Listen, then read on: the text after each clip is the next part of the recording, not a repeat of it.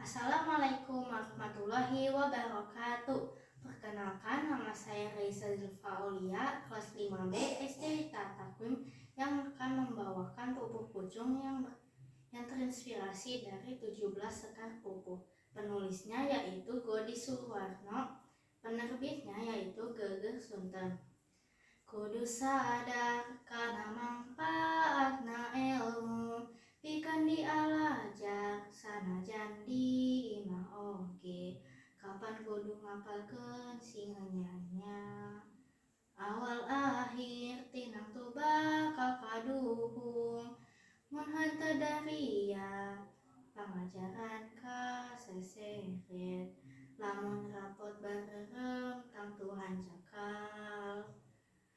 Mun geus kitu pan karunya Bapa induk, nu ngabiayaan manang harese digawe, asal anak laksananya cita-cita. Sekian pupuk pucung dari saya. Wassalamualaikum warahmatullahi wabarakatuh.